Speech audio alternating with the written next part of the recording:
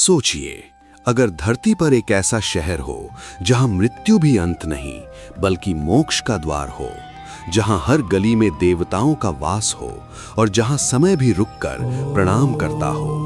उस नगरी का नाम है काशी। गंगा के पवित्र किनारे बसी काशी, जिसे वाराणसी और बनारस भी कहा जाता है, सिर्फ एक शहर नहीं बल्कि अनंत काल से जलती हुई आध्यात्मिक ज्योति है। कहा जाता है कि ये नगरी स्वयं महादेव ने अपने त्रिशूल पर स्थापित की थी, इसलिए इसे अविमुक्त क्षेत्र कहा जाता है, यानी वो स्थान जिसे महादेव कभी नहीं छोड़ते। काशी के हृदय में स्थित काशी विश्वनाथ मंदिर 12 ज्योतिर्लिंगों में से एक है, जहां शिव को विश्व के नाथ के रूप में पूजा जाता है। भक्तों का विश्वास है कि यहाँ शिवलिंग पर जल चढ़ाते ही पाप धुल जाते हैं और मन को ऐसी शांति मिलती है जो कहीं और संभव नहीं। सुबह की मंगला आरती में घंटों की ध्वनि, वेद मंत्रों की गूंज और हर हर महादेव की ध्वनि से पूरा वातावरण दिव्यता से भर उठता है। लेकिन काशी का रहस्य सिर्फ विश्वनाथ मंदिर तक सीमित नहीं। ये नगरी अनेक अद्भुत और गुप्त आध्यात्मिक शक्तियों का घर है। कहते हैं कि काशी में प्रवेश करने से पहले काल भैरव का दर्शन आवश्यक है, क्योंकि उन्हें काशी का कोतवाल माना जाता है। विश्वास है कि बिना उनकी अनुमति के काशी यात्रा अपूर्ण रह जाती है। उनका मंदिर भय और सुरक्षा दोनों का प्रतीक है। वो पापियों के लिए दंड और भक्तों के लिए रक्षा के देवता हैं। काशी का सबसे गहरा रहस्य है मणिकर्णिका घाट, वो स्थान जहां अग्नि कभी बुझती नहीं।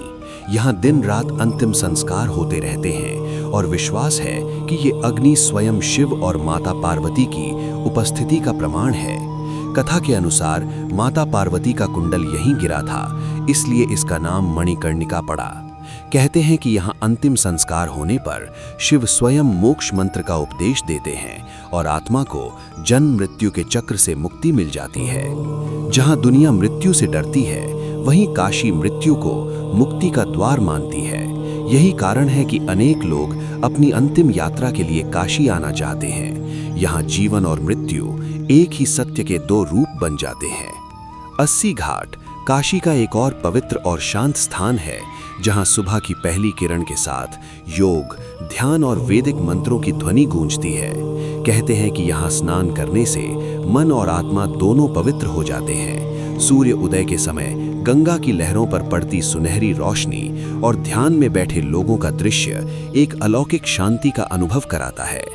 शाम को जब दशाश्वमेध घाट पर गंगा आरती होती है तो लगता है जैसे धरती और आकाश एक साथ प्रार्थना कर रहे हों। दीपक की पंक्तियां, शंख ध्वनि, वैदिक मंत्र और जलती हुई आरती की ज्योति गंगा की लहरों पर झिलमिलाती है और उस पल में हर व्यक्ति भक्ति में डूब जाता है।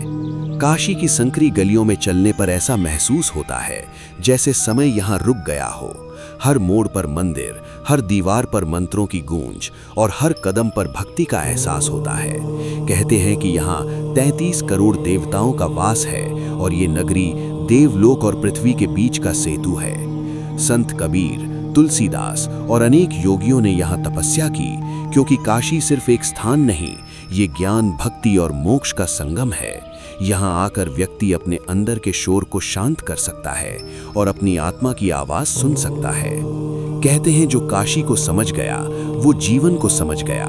जो विश्वनाथ के चरणों में झुक गया उसका अहंकार पिघल गया और जो गंगा के किनारे बैठकर शिव का नाम ले उसका मन शुद्ध हो गया।